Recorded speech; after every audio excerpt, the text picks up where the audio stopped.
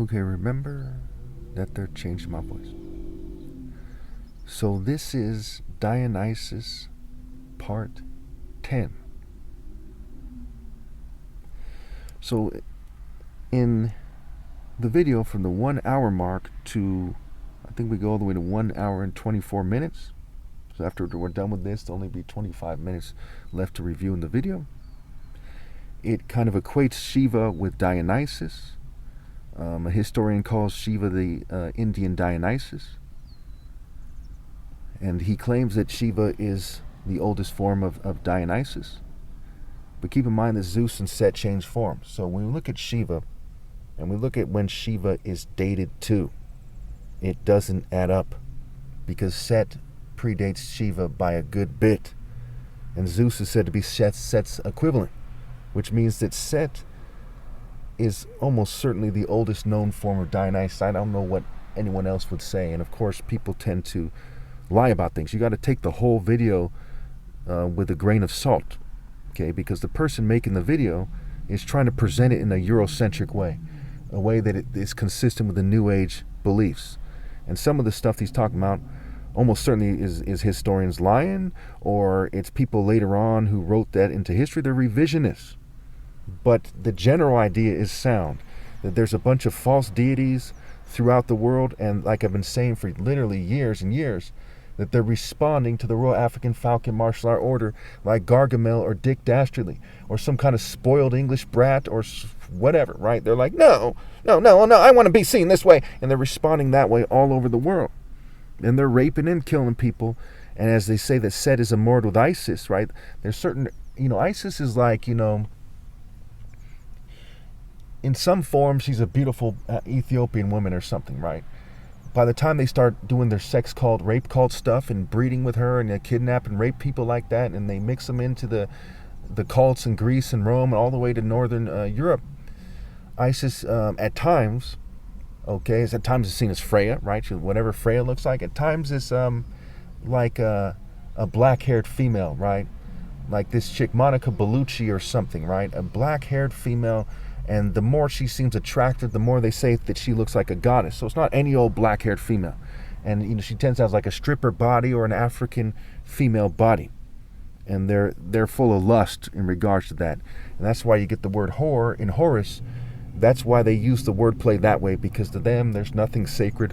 All they care about is money and control and acting bad to a bunch of idiots and nerds and knuckleheads and so on and so forth. That's why beast is beta scrambled. Okay, and also, a beast is a brute beast, as it says in Proverbs. I think it's like Proverbs 30 in the Bible. All right. So the Jews are said to have been expelled from Crete by a historian, and from Crete to Libya. And keep in mind, there's said to be no J sound in Hebrew. So when they describe the Jews as the word, they write down ludoi to refer to the Jews, okay, or Ludai, Ludai. And so that's like the word Judea, except for with an L instead of a J. So it would be Judea, okay, with the E and the A switch and an I at the end. And it goes back to I, who am I, right? I am who I am, like it says in Exodus 3:14. So basically, there's a famous mountain in Crete called Ida, and hence the inhabitants were called Idaei, okay, and it's like the word idea, okay, and it also goes back to idol and ideal, which goes back to, the word deal being lead scrambled. So there's a lot of wordplay like this, and it's part of the formula that they use, okay, like we see the word Semele, which means earth, in Thracian. It's also spelled with a Z. Okay. We see that we'll eventually get to the part where it talks about the wordplay with Odin, and it's going to make the wordplay crystal clear. When I use that example, if there's any doubt in your mind about the wordplay, you'll be 100% convinced that I'm right about that. When we talk about the Dutch and the Germanic languages and the Norse, okay, and the Pi language, whatever that is. I'm not the expert on all languages or something. I don't, go in that deep into the languages, but the wordplay is obvious. even to somebody who just started researching these things. Once this gets pointed out, right? The word position is poison is scrambled, evil is live, spelled backwards, part is trap, spelled backwards, fume is F-U-M-E. I mean, there's too many things like this. Prepare, pre-rape, pirate is rape is scrambled. It's not a coincidence. Okay. So,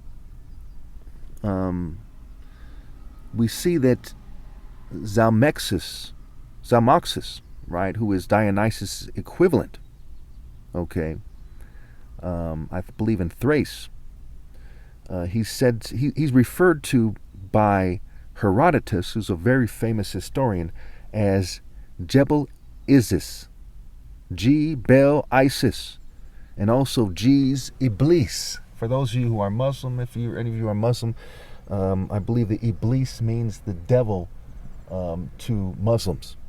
Okay, basically. So G's is the earth deity. G is Iblis. So the devil is the earth deity, but the earth deity is in the spirit of Pan and Saturn and Dionysus. All the Greco-Roman deities are the devil.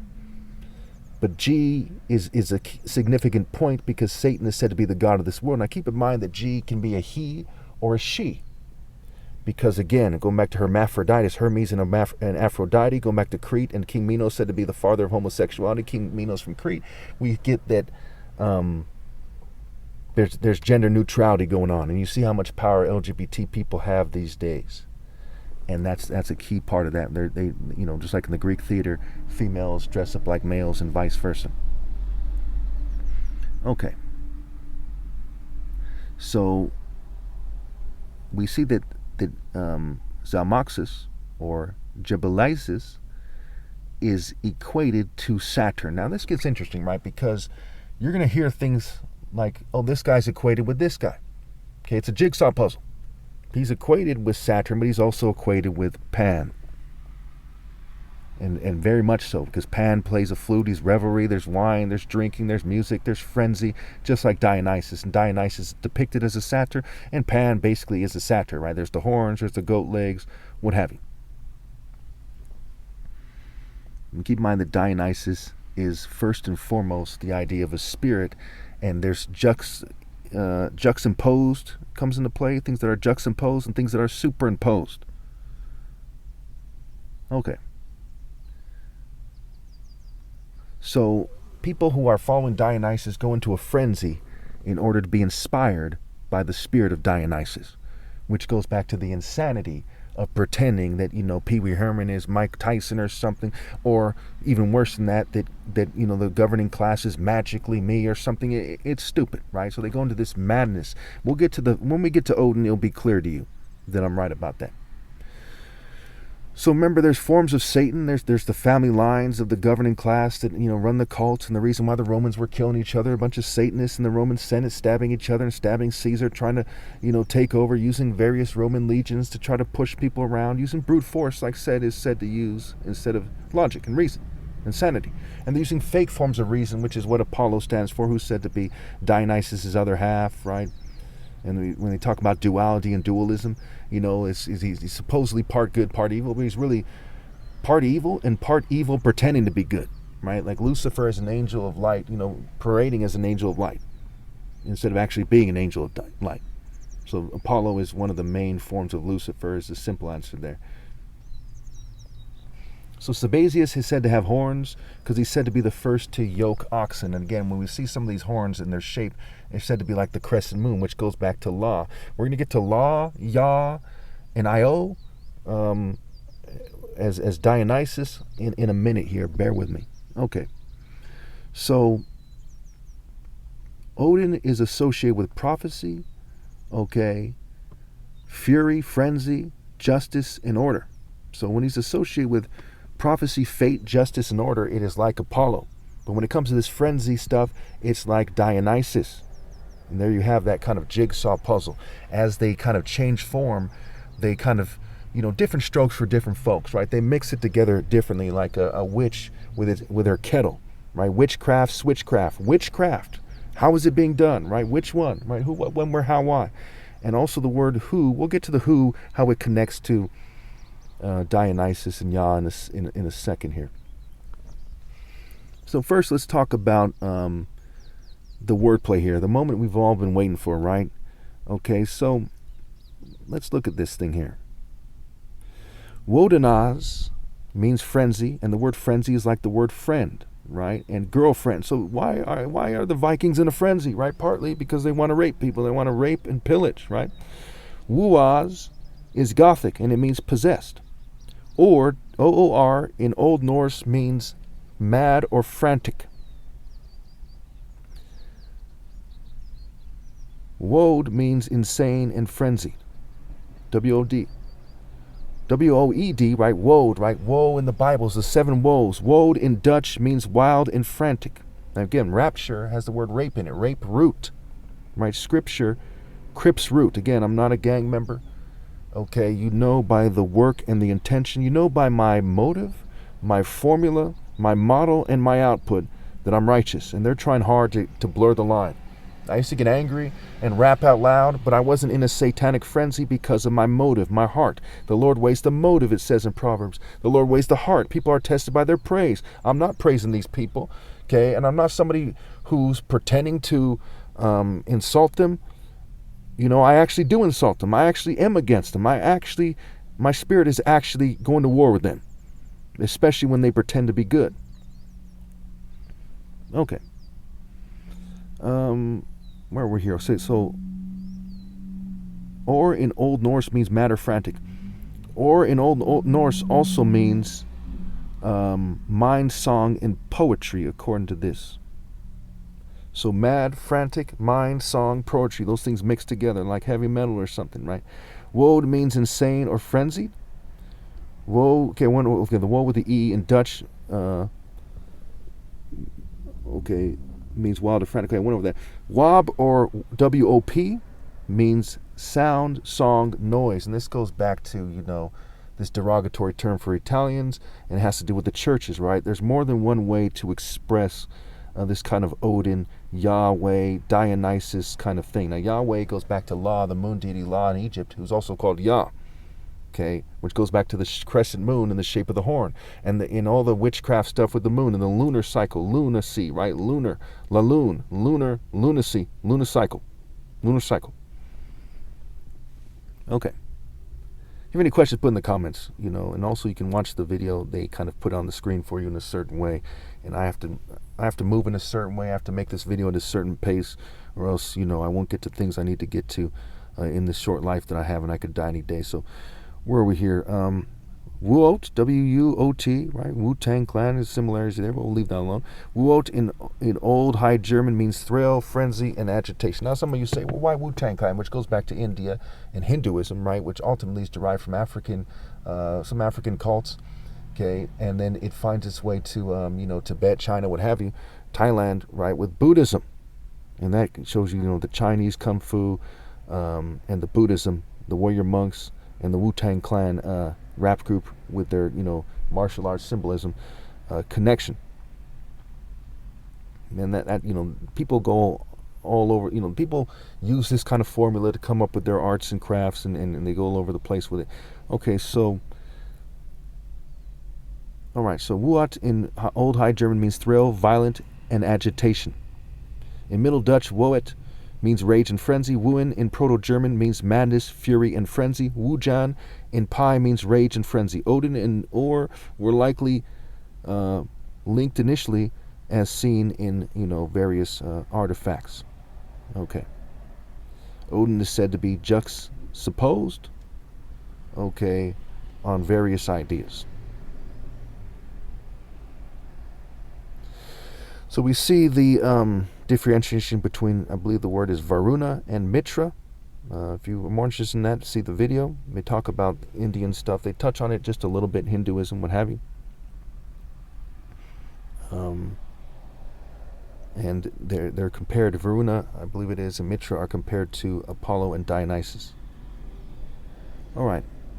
So that was basically the key parts from that part. And keep in mind that Saturn is said to rule. Saturn is connected to Odin as well, and he's said to rule from the underworld, and he's said to give a golden age, okay, before he was sacrificed by Zeus, which makes this, you know, very strong parallels between Saturn and Dionysus there, but you also see that we have the word satyr there, but you also see the word urn, which goes back to Baal, which goes back to Zeus, who Zeus sacrificed Saturn, and Saturn sacrificed his children. And so what they're saying is the spirits are sacrificed into the realm of darkness and evil. Like all the Greco-Roman deities basically are part of this complex jigsaw process of sacrificing their souls and their spirits to evil. So really quickly, we see that Odin is commonly equated to Mercury, and it's not a very good comparison, but there's some connections there. See the video if you want to explore that a little more. Look up the deities yourself. Wikipedia tends to do a pretty good job on it, but a lot of people don't like Wikipedia, and they like to look into books and all this stuff. Hey, do your research by all means. If you think that I'm mistaken about something, please put in the comments. Okay, this video series is not about making sure every single detail is right. It is about reinforcing the facts, right? That I'm the Son of God, that people are reacting to the Royal African Falcon Martial Order, that the New Age is very Eurocentric. People in the Greek mythology tend to be Eurocentric. The white Jews and LGBT cults are manipulating society and trying to tell it in a way that, confuses the truth of the matter and causes people to miss the point of life and so on and so forth. It's things like this that I'm really concerned with, not the details of this, right? A lot of people get initiated into stuff like this and they regret it. I've never met anybody who's been initiated into Greco-Roman cults or fraternities or whatever that didn't regret it. Okay, you can tell by the way they look. Some people have flat out left and told you they regret it. They talk about how people are miserable there and it's petty and so on and so forth. Okay. So, Tacitus refers to the god Odin as Mercury, Thor as Hercules, Tyr as Mars. Tyr is a Norse deity, where we get the word martyr. Mars and Tyr together, right? So Tyr, he's referring to him as Mars, and Isis is Freya. This part is key here. When Tacitus refers to Isis as Freya, we see that all the way in Northern Europe, okay, before there was cars and planes, way long ago, okay, all the way in Northern Europe, before Christ, we see the connection between Isis and the Nordic peoples, and eventually it expresses itself in the mythology. Okay, Freya as the wife of Odin. So Odin is set having kidnapped Isis. Isis isn't one person. Isis is a spirit that's found in attractive women who have specific African traits, who were mixed into the various sex cults throughout the world. In India, in Northern Europe, what have you. Okay. Now, when you see females like that these days, they're from a long line of people who have been worshiping these deities, and there's a reason why they're you get divas in Indian culture, right? And divas are basically demons. In fact, the word diva scrambled is saved. So who's still around? Right? Well, evil is live spelled backwards for a reason. The people who are still around all over the world, except for me, because I'm the Son of God, are people who come from a long line of people who have been bred to be evil. We see that echoed in Judeo-Christian culture, where they say that everyone's born a sinner. Also, in this part, this from one, we're now at the hour to hour 24-minute mark. You see that they talk about psychedelic wine, which goes back to Jeremiah and the Revelation 17, the wrath of God. So what is the Bible saying to the occultist? The Bible is saying to the occultist that people are going to be forced into the pagan mysteries. You see people acting like pagans. The church is acting like pagans. They're in a spirit that is strange these days. They're always in the spirit that is wrong. Now they're in a spirit that is strange. Because there's a sacred beverage, which was a psychedelic wine, mixed with ergo called Chianthesa or something like that, also known as ethnogens and ethnos and genesi, okay, where we get the word enthusiasm, okay, and ethnos and genesi means full of the God. So they're enthusiastic and ethnocentric. We get the word ethnocentric, we get the word enthusiasm, right? It goes back to their white supremacy version of this. So see, from 1 hour to 1 hour and 24 minutes, when it talks about this, I'm sure you'll see that I'm right. Okay, but I think the most important part of this, even more important than the fact that it's ethnocentric, that should be very obvious to you the whole time, very obvious.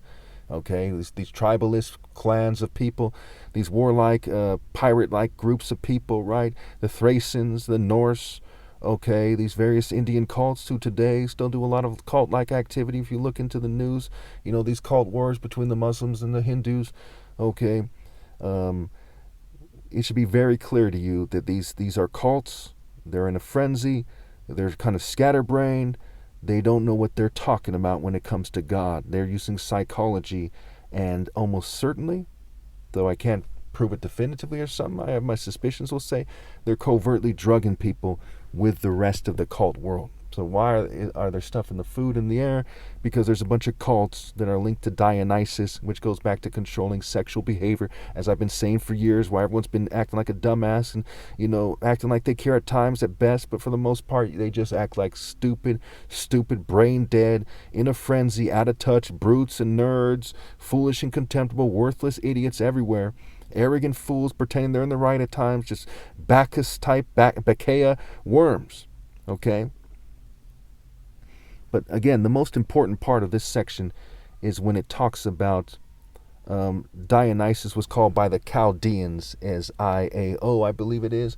Now, the Chaldeans are the Babylonians. If we look to the Bible, it says that the Babylonians will do this, that, and the other thing. And we look to the footnotes, it says, or Chaldeans. Okay, and they were big on the, astrology and astronomy and idolatry and so on and so forth. So Dionysus was called by the Babylonians, IAO, in the Phoenician tongue, right, the Canaanite Phoenician system, right, which goes back to sodomy and King Minos, right, that's said to be the father of homosexuality, okay, and is frequently called Sabbath, okay, which is like the word Sabbath, Sabaoth. Now, they could be making this part up, but in a sense, it doesn't matter.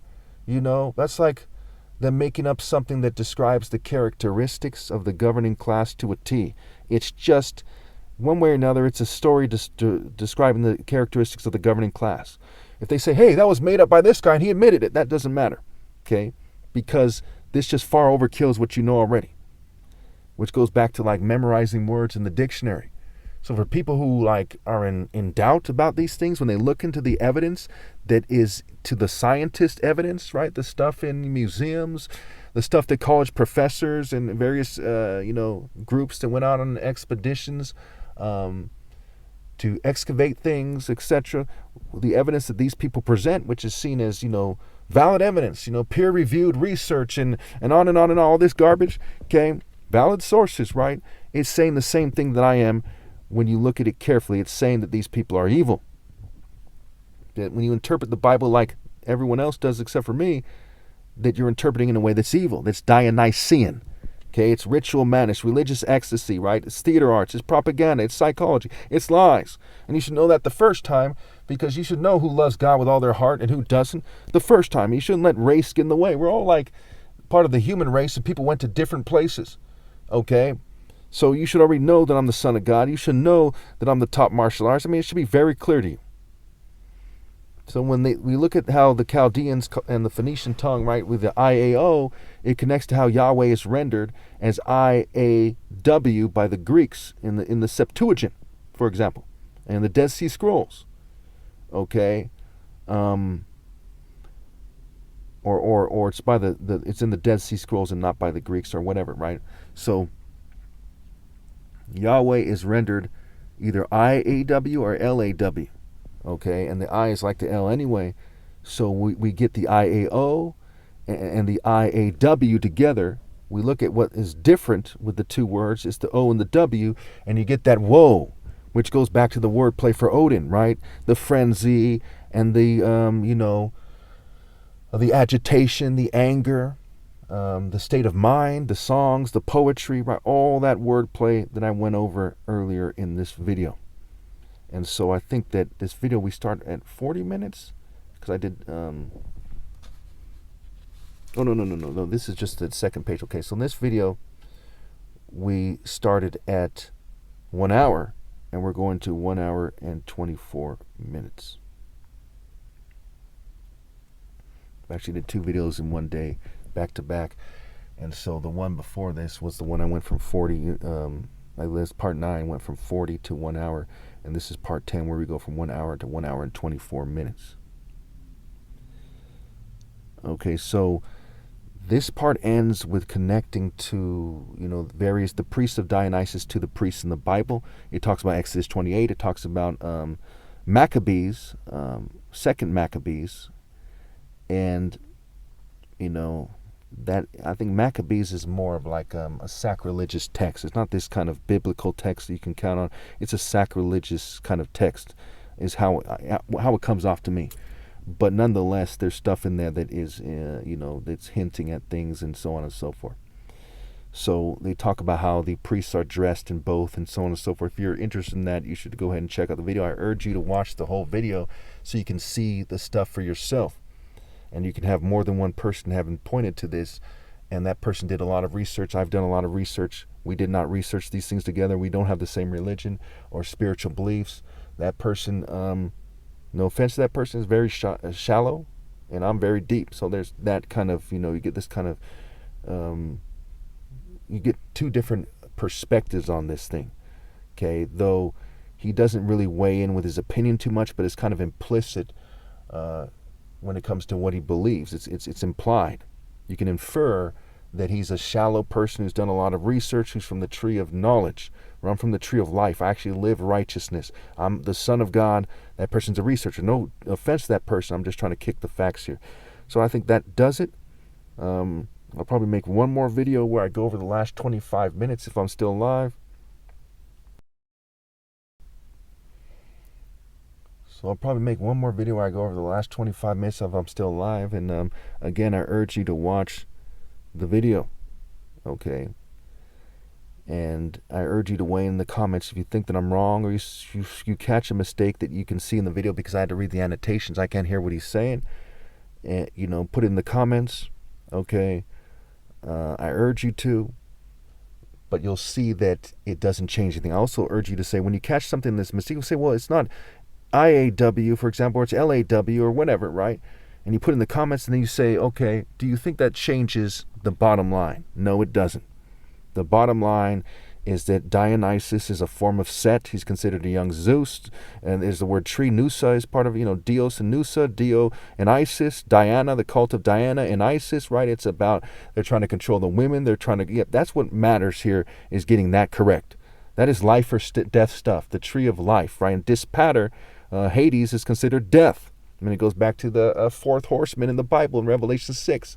Behold, a pale horse, and on him sat death, and hell followed wisdom. On him sat Dispater, right? The Roman explanation of Hades and Pluto. And his name literally means death. And on him sat Father Death, and hell followed with him. And this also goes back to their family lineage, because Isis is related to the righteous martial art line. They also consider God, in a sense, their father, but they're the children of the devil by their action. Just like in the Bible, when it talks about the Jews, who apparently, almost certainly, are really just the follower of Dionysus, it says, they talk about the Baals, and Dionysus is a young Baal, a young Zeus, right? Jupiter Baal, right? Even one of the epitaphs of Jupiter, who's the Roman equivalent of Zeus, is Jupiter Baal. So, and that's an amalgamation, right? An amalgamation of deities that are already similar. As these guys fight with each other, the guys who worship the devil in one form amalgamate the guys who worship the devil in another form, and stuff like this happens. But when in the case of Horus actually is the true form of Horus is the son of God. Okay, the Horus is a Greek word for, you might say, Haru. I don't think anyone knows who it is, and the closest thing to it is Eri, right? The son of God, the sky god, Eri, right? But there's false forms of Horus. There's all kinds of forms of Horus. There's Harware, there's Haro-Isis, Horus, son of the Isis, right? There's Con-Hor, Horus and Khonsu, amalgamated Khonsu, the son of Amen, and Mut, and it goes on and on and on, right? And then you get the word Mut, right? The mixed, because the Egyptian people were mixed, but it's more than just Amen and Mut were mixed. It was kind of the whole process there in the first place. It really starts with black African guys going into the Middle East and what have you, and seeing whatever peoples that were there from the Mediterranean. Maybe they came through the Mediterranean Sea, maybe they came through Turkey, but they came to the Middle East, and there's various races there, and they're mixing together, just like it says in the Bible, Ham begot Cush, Cush begot Nimrod, Nimrod founded Babylon, right? So these black people kind of mixed with the people there. And the Egyptians, Egypt was a trade center, and they're mixing there. And after a while, you get the various people invading Egypt, right? The Persians, the Assyrians, the Babylonians, okay, the Greeks, way before all these guys, the Hyksos in the 15th dynasty. Eventually, you get the English. So when you look at the migrations of people, which I've been saying, if I'm not mistaken here, since 2009, I said the migrations of people tells a lot of the story. And that whites long ago used to go to Egypt and learn. It was a trade center that was founded by black people. It became more and more mixed over the time. And then way in the foreign period, it's called the foreign period, when the whites who were the closest to Egypt established themselves, the Ptolemies, right? Ptolemy Soter, for example, Cleopatra. Okay, they were foreign. Okay, they were so foreign that they was called the foreign period. Okay, that's key there. So you look at the New Kingdom, who's there? Look at the foreign period. Why aren't when the Libyans start doing their thing a little bit, why aren't they called foreigners? Because white people did not establish Egypt or Babylon. Black people did.